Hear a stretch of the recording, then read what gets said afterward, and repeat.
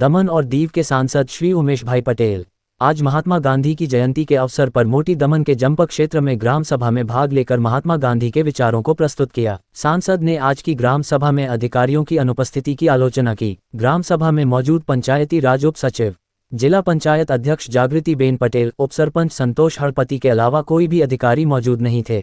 इस बात पर सांसद उमेश पटेल ने सभी जिम्मेदार अधिकारियों को आड़े हाथ लिया। संघ प्रदेश दमन और दीव में जब ग्राम सभा होती है तो सभी जिम्मेदार अधिकारियों को उपस्थित रहना आवश्यक होता है, जैसे प्रथम दमन कलेक्टर, दमन जिला पंचायत के मुख्य कार्यकारी अधिकारी, विकास घटक अधिकारी, मामलतदार और सभी विभागों के प्रमुख अधिकारियों का इस ग्राम सभा में उपस्थिति अनिवार्य है। लेकिन हमारे क्षेत्र में यह संभव नहीं है क्योंकि यहाँ दो प्रकार के संविधान लागू होते हैं, एक हमारे भारत देश द्वारा प्रशासित संविधान और दूसरा हमारे प्रशासन द्वारा लागू किया गया संविधान। हमारे अधिकारी हमेशा उपस्थित रहते हैं और केवल संघ प्रदेश के प्रशासक के कार्यक्रम में उपस्थित रहते हैं। उन अधिकारियों को क्षेत्र की समस्याओं और विकास से कोई लेना देना नहीं है। जब ग्राम सभा भी दो भागों में बंट गई है तो इसमें देखने लायक क्या बचा है।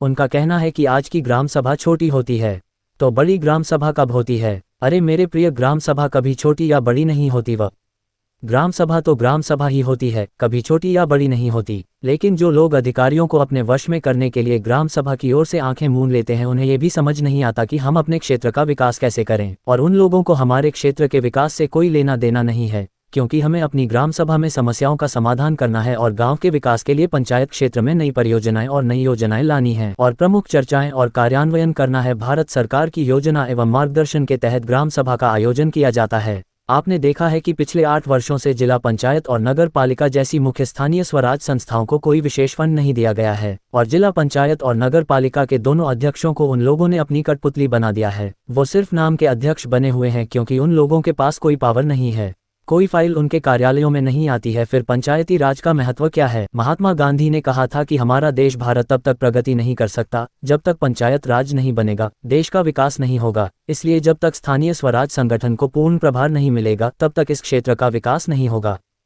हमारे 8 साल से हमारी ग्राम पंचायतों को 1 रुपये का फंड नहीं मिलता। जिला पंचायत हो या नगर पालिका हो, हमारे अध्यक्ष को तो सिर्फ कठपुतली बनाकर बिठा दिया गया है। सीओ उन पे हावी है। सीओ आज फील्ड में जाता है और हमारे प्रेसिडेंटों को पूछता तक नहीं। ग्राम पंचायत है, जिला पंचायत है, नगर पालिका है, उनके पास पावर सी नहीं है। तो पंचायत है, जिला पंचायत है, नगर पालिका है, गांव का विकास कैसे करेगी। 2 ऑक्टोबर ग्राम सभा ने स्पेशल ग्राम सभा उपलक्ष्य में उपस्थित पंचायती राजना જે ગ્રામ સભા છે તેમાં લખાયું છે સ્પેશિયલ ગ્રામ સભા। હું જ્યારે વાત કરતો હતો ત્યારે સાહેબ મને કહેતા હતા આપણા સેક્રેટરી સાહેબ કે એ મોટી ગ્રામ સભા બાકી છે, પણ ગ્રામ સભા કદી નાની મોટી હોતી નથી। પણ હવે તમને હું તકલીફ થશે, પણ હું જરા હિન્દીમાં એટલે બોલવા માંગુ છું કે અહીં જે સાહેબ આવેલા છે પંચાયતી રાજના ડિપ્યુટી સેક્રેટરી, તેને આપણી બધાની તકલીફ સમજવા પડે, કેમ કે તમને તો બધી તકલીફ ખબર છે જ। तो सर मैं गुजराती में इसलिए बोल रहा था कि थोड़ा इनको समझाओ। यहाँ हमारे यहाँ 2 प्रकार के कायदे चलाए जाते हैं। एक कायदा जो है वो संविधान का है और दूसरा जो कायदा है ये स्थानीय प्रशासन का। यहाँ भी ग्राम सभा 2 प्रकार की होती है, एक छोटी ग्राम सभा होती है, एक बड़ी ग्राम सभा होती है। अब मैं आज तक मुझे समझ में नहीं आया कि संविधान में छोटी ग्राम सभा और बड़ी ग्राम सभा का मतलब कैसे बाइफरकेट किया गया। ग्राम सभा मतलब ग्राम सभा होती। ग्राम सभा में सारे लोगों के विचार, लोगों के काम, लोगों को जो भी स्कीम या जो स्कीम के बारे में जानकारी या नई नई योजनाओं की जानकारी या हमारी समस्याओं का समाधान के लिए हमें क्या चाहिए, उसके लिए यहाँ ग्राम सभा में हमें बात चर्चा रखनी होती है और सर्वमान्य जो बातें होती है, जो डिस्कस नहीं करता, उस पर रिजोल्यूशन लेना होता है। पर यहाँ पर आप देखेंगे तो यहाँ कोई भी डिपार्टमेंट का अधिकारी आपको नजर नहीं आता। यहाँ ना कलेक्टर आता है, ना जिला पंचायत के सीओ आते हैं, यहाँ तक कि यहाँ पर बीडीओ से लेकर मामलेदार सब यहाँ पर एक ही कार्यक्रम में जाते हैं जहाँ हमारे प्रशासक जी जाते हैं। और यहाँ जो है वो जनता का कोई महत्व नहीं है। यहाँ महत्व है तो सिर्फ और सिर्फ कुछ लोगों का। तो आपको ये अनुसंधान में कुछ बातें मैं कहना चाहता हूं सर। ये जो पंचायती राज है आपसे बेहतर और कौन जान सकता है। 1992 में 73 संविधान संशोधन अधिनियम भारत के संविधान का भाग 9 में शामिल किया गया। इसने भारतीय संविधान के अनुच्छेद 40 को आकार और संरचना प्रदान की। ये देश की जमीनी इकाई में अधिक लोकतांत्रिक निकाय प्रदान करने की दिशा में सरकार द्वारा उठाए गए सबसे महत्वपूर्ण कदम में से एक था। ग्राम सभा और ग्राम पंचायत त्रिस्तरीय संरचना 73वें संशोधन अधिनियम में 2 तरह के प्रावधान, ये प्रावधान है स्वैच्छिक प्रावधान और अनिवार्य प्रावधान। स्वैच्छिक प्रावधान राज्य सरकारों की स्वतंत्रता की ओर इशारा करते हैं, जबकि अनिवार्य प्रावधान राज्य कानूनों के साथ जुड़े हुए थे। उसका निष्कर्ष क्या था? भारतीय प्रशासनिक व्यवस्था में ग्रामीण विकास के लिए त्रिस्तरीय संरचना को व्यापक रूप से पंचायती राज के रूप में जाना जाता है। इस संरचना में ग्राम पंचायत, पंचायती समिति, जिला परिषद शामिल है। पंचायती व्यवस्था के पीछे मूल विचार महात्मा गांधी के सिद्धांतों का था और उनके आदर्शों से आया है। भारतीय संविधान का अनुच्छेद 40 जो भारतीय नीति का एक निर्देशन सिद्धांत भी है, देश में पंचायती व्यवस्था के महत्वपूर्ण संबंधित है। 92 में जो 73वां संविधान संशोधित अधिनियम भारतीय संविधान के भाग 9 में शामिल किया गया था, इसने भारतीय संविधान के अनुच्छेद 40 को आकार और संरचना प्रदान की। देश में पंचायती राज की व्यवस्था को विचार पूरी तरह से स्वतंत्र भारत के आदर्शों पर ही आधारित नहीं था। सदियों से देश में राजनीति की सबसे प्रमुख प्रणालियों में से एक पंचायती व्यवस्था हमारे भारत में रही। महात्मा गांधी जी ने पंचायती राज को सरकार की भी केंद्रीकृत रूप माना था। उन्होंने पंचायती राज को ग्राम साम्राज्य या ग्राम स्वशासन कहा था। गांधी जी के मुताबिक पंचायती राज व्यवस्था में ग्राम के वयस्क 5 लोगों के परिषद भी होनी चाहिए। पर यहाँ क्या हुआ? गांधी जी ने तो यहां तक कहा था कि पंचायत राज जब तक सक्षम नहीं होगी तब तक राष्ट्र का विकास नहीं होगा। गांधी जी के तो विचार थे। गांधी जी का मानना था कि स्वतंत्रता का मतलब भारत के लोगों की आजादी होनी चाहिए, न कि उन लोगों की जो उन पर शासन करते हैं। लोगों का शासन होना चाहिए, ना कि उन ब्यूरोक्रेट्सों का जो उन पे गवर्न करते हैं या राज करते हैं। पर यहाँ तो हमारे लोगों की आजादी नहीं है। यहाँ तो अधिकारी द्वारा हमारे पे शासन चलाया जाता है, हम पे नए नए रूल्स लाके थोप दिए जाते हैं। गांधी जी ने कहा था कि स्वतंत्रता की नीचे से ही शुरू होनी चाहिए। स्वतंत्रता नीचे से शुरू होनी चाहिए। आखिरी पायदान पे जो व्यक्ति खड़ा है वो रहता है, उसका विकास होना चाहिए। जब उसका विकास होगा तो राष्ट्र का विकास होगा। गांधी जी का तो मानना था जो हम सब के लिए बहुत ही नेक था, और वो विचार था पंचायतों के पास सभी अधिकार होने चाहिए, और यही कल्पना थी पंचायती राज की। पर हमारी पंचायतों के पास कोई पावर्स नहीं थी। हमारे 8 साल से हमारी ग्राम पंचायतों को 1 रुपये का फंड नहीं मिलता। जिला पंचायत हो या नगर पालिका हो, हमारे अध्यक्ष को तो सिर्फ गठपुतली बनाकर बिठा दिया गया है। सीओ उन पे हावी है। सीओ आज फील्ड में जाता है और हमारे प्रेसिडेंटों को पूछता तक नहीं। ग्राम पंचायत है, जिला पंचायत है, नगर पालिका है, उनके पास पावर्स ही नहीं है। तो पंचायत है, जिला पंचायत है, नगर पालिका है, गांव का विकास कैसे करेगी जब स्वराज्य संस्थाओं के पास ही पावर्स नहीं है? तो गांव का विकास कैसे होगा? आपको एक हैरानी करने की बात बताता हूं सर। यहां तो सफाई करने का पावर भी हमारे पंचायतों के पास नहीं है। उसके लिए ट्रैक्टर हमारे, हथियार हमारे, और एजेंसी को दिया गया है पावर काम। और उसके लिए हमारे यहाँ जब ग्राम पंचायत में हम जब टैक्स भरने आते हैं तो 2 चेक बनाना पड़ते हैं। एक टैक्स होता है ग्राम पंचायत के लिए और एक टैक्स बनाना पड़ता है वो एजेंसी के लिए। अगर पंचायत आपके पास सफाई का भी काम नहीं रहेगा तो पंचायत करेगी क्या? सिर्फ ये कार्यक्रम फंड देना नहीं है। सफाई का काम का जो फंड आता है वो भी आप एजेंसी को दिला देते हो, वो भी डायरेक्ट टू डायरेक्ट। तो पंचायत किस काम की? यहां पर सर कागजी और दिखावे की कामगिरी यहां पर हो रही है। आपने कहा था कि ग्राम सभा का मतलब होना चाहिए लोगों की भागीदारी, लोगों की उसमें इन्वॉल्वमेंट।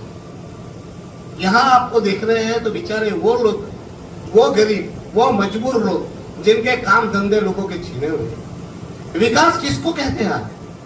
क्या कंक्रीट का जंगल बना देने से विकास हो जाएगा? हमने बीचेस बनाए, बहुत अच्छे बीचेस बनाए, लैंडमार्क है हमारा। पर सर बीचेस का क्या फायदा जब हमारे घर में गरीबों का घर का चूल्हा बंद हो जाए? जब बीचेस नहीं थे तो हमारे यहाँ कम से कम 300 से 400 लोगों के परिवार नपता था। 400 लोगों का ही नहीं, उसके साथ साथ 3 से 4 हजार लोगों का धंधा चलता था। आज बीच बना तो रोजगार बढ़ना चाहिए था। तो आज क्या हो रहा है? सारे लारी गल्ले दुकान सबको तोड़ ताड़ कर उनके काम धंधे को बंद कर दिया गया। विकास की परिभाषा क्या है? विकास का मतलब ही यही है कि वो गरीब आदमी, मजबूर आदमी, उनको काम मिले, धंधा मिले, रोजगार मिले। मगर यहां पर उल्टी गंगा बह गई। यहां लोग बैठे हैं, सर ये ग्राम सभा ही है, उसका रेजुलेशन पास होना चाहिए। मैं 2-4 रेजुलेशन कहने लिए आया हूं और वो रेजुलेशन आज की सभा में पारित किया जाए। यहाँ जो बीच है जमपोर बीच, उस पर जितने भी लोग सालों से काम करते या काम धंधा चलाते, लारी गल्ला दुकान, उनको स्टॉल दिए जाए और उसको सरकारी लाइसेंस दिए जाए। साथ में ही गोवा के तर्ज में लीकर बेचने का भी लाइसेंस दिया जाए ताकि इन गरीबों का घर बार दुकान चले। सर यहाँ टूरिस्ट मोटी दमन में पहले आते ही नहीं थे, टूरिस्ट आते थे नानी दमन में।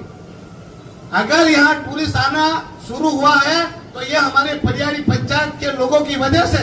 उन्होंने बीचेस को साफ किए, उन्होंने डेवलप किया, यहाँ खान पान के लिए उन्होंने व्यवस्था की, लोगों को अपने रुचि के अनुसार टेस्ट स्वाद का उन्होंने भोजन पिरोसा और तब जाके यहाँ पर लोगों को टूरिज्म को बढ़ाया। तो टूरिज्म बढ़ाया, बीचेस को अगर मान्यता दिलाई, ख्याति दिलाई, तो उसका श्रेय ये हमारे पंचायत के लोगों को जाना चाहिए, जमपोर और परियारी के लोगों को जाना चाहिए। तो मैं सेक्रेटरी साहब से विनती करता हूं कि आज खास करके ये ठहराव लिया जाए कि यहाँ पंचायत में जमपोर बीच ऊपर और इसके आजू बाजू में जो भी काम धंधा चलता है उसको स्टॉल को रेगुलर किया जाए, उनको स्टॉल दिया जाए और उनको सरकारी मापदंड के हिसाब से जो भी लाइसेंस देने हैं उसकी प्रक्रिया की जाए। ठहराव लेवानो के नहीं लेवानो? भाई ठहराव नहीं लीजिए के नहीं ले लो ने તમે હસ્ય પછી રેડી है पाता मारा આવી है तो लंदन में हमें फरिया करेंगे। अबे और सर अभी भी हमारे यहाँ आवास योजना की कमी है। गरीबों को जो आवास मिलने चाहिए वो आवास के लिए जो मापदंड है उसको उसमें भी सुधार करने की जरूरत है और गरीबों को ज्यादा से ज्यादा उसका बेनिफिट मिले। आज हमारी भारत सरकार, हमारे यशस्वी प्रधानमंत्री नरेंद्र भाई मोदी जी का सपना है कि हर एक मजबूर के सर पर छत हो। तो सर यहाँ हमारे पंचायत, ये परियारी पंचायत है, वो आदिवासी बहुल है। यहाँ गरीब लोगों के पास जमीन नहीं है तो उनके लिए प्रावधान किया जाए और जब सरकारी जमीन अपडेट कर इन गरीबों को घर दिए जाए। सर ये दमन दीव पहला प्रदेश है जहाँ मकान तो अच्छे दिए जाते हैं मगर 1-1.5 लाख रुपया इन गरीबों से मांगा जाता है। अब गरीब के पास 1-1.5 लाख रुपया नहीं है तो घर उनको नहीं मिलता है। तो सरकार, भारत सरकार से ये भी मेरी मांग है, ये भी रेजुलेशन लिया जाए कि गरीब से 1 रुपया भी न लिया जाए और जरूरतमंदों को घर दिया जाए, ये भी ठहराव लिया जाए। सर हमारे आदिवासी लोगों की और हमारे दमन दीव में एक और प्रॉब्लम है, और इस पंचायत में भी है। हर घर जल, हर घर नल। तो ये नल के माध्यम से हर गरीब के घर या जरूरतमंद के घर पानी मिलना चाहिए। हमारी भारत सरकार कहती है कि हर लोगों को पानी मिल चुका है, मगर वास्तविकता अलग है। मैं आपसे अनुरोध करता हूं कि हमारे यहाँ एक प्रॉब्लम ये भी आई है कि पहले नल लगाए गए थे, पानी मिलता ही नहीं था, पानी आता ही नहीं था। अभी भी ज्यादातर घरों में पानी नहीं आता, मगर बड़े बड़े बिल आ गए। अब बिल नहीं भरा तो मेरे ग्रैंडफादर ने नहीं बिल भरा, तो यहाँ की लाइट पानी का कनेक्शन कट हो गया, और वो पानी जब तक वो बिल नहीं भरेगा, और लाखों का बिल आया, पानी आया ही नहीं। तो मैं ये रिक्वेस्ट करता हूँ कि वो पुराने बिलों को माफ करके ये हमारे जरूरतमंद लोगों को फ्री में पानी पहुंचाया जाए, और नए नाम से फिर से उनको कनेक्शन दिया जाए। सर, रोडों की भी हालत आपने देखी होगी। हमारे यहाँ तो वीआईपी आते हैं तो हम लोग एक ही रूट। सर, हमारे आदिवासी लोगों की और हमारे दमन दीव में एक और प्रॉब्लम है, और इस पंचायत में भी है। हर घर जल, हर घर नल।